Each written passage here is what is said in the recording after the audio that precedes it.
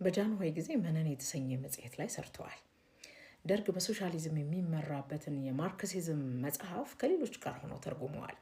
ቁም ነገር የተሰኘ መጽሔት ላይ በነጋሽ ደበበ እሸቱ የሚመራው ማለት ነው ይጽፉ ነበር። ኩራዝ አሳታሚ የመንግስት ነው። አርታኢ ሆነው በአርትዖት ስራ ላይ አገልግለዋል። ኋላም አዲስ ዘመን ጋዜጣ ላይ ይጽፉ ነበር። የማወራላችሁ ስለ ጋሽ ስብሐት ገብረ እግዚአብሔር ነው። ጋሽ ስብሐት ገብረ እግዚአብሔር ለመንግስት ብዙ የቀረቡም አይደሉም፣ ግን ደግሞ ከመንግስትም ብዙ የራቁ አይደሉም። ፖለቲከኛ ግን አይደሉም። ኋላ የደርግ መንግስት ከወደቀ በኋላ በኢህአዴግ ዘመነ መንግስት ማለት ነው ለኢንተርቪው ይጠየቁና ጠያቂው እንዲህ ሲል ይጠይቃቸዋል። ጋሽ ስብሐት እንደው የደርግን መንግስት እንዴት አለፉት?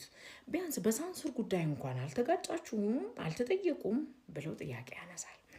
ኋላ ጋሽ ስብሐት ገብረ እግዚአብሔር ስማ፣ እኔ እኮ ብልህ ነኝ፣ በአስፓልት መሃል አልራመድም፣ መኪና እንዳይድጠኝ ዳርዳሩን ነው የሚሄደው አሉ።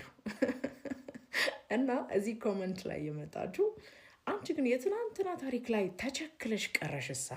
እስኪ ስለ ዛሬ ስላለንበት ሁኔታና መንግስት አንድ ነገር በይ የምትሉኝ። ሌላ ምንም አልላችሁም። የጋሽ ስብሐትን ኢንተርቪው ፈልጋችሁ ስሙት ነው የምላችሁ። አንድ ነገር ይኸው አንድ ነገር ማለት ምን ይከብዳል? አንድ ነገር ጌት ኤኒዌይስ አካውንታችን አሁንም ሻዶ ውስጥ ነው። ኮፒ ሊንክ እያደረጋችሁ አይደለም? ፕሊዝ ኮፒ ሊንክ አድርጉ። ቆንጆ ነገር ደግሞ ይዤ እመጣላችኋለሁ። አመሰግናችኋለሁ።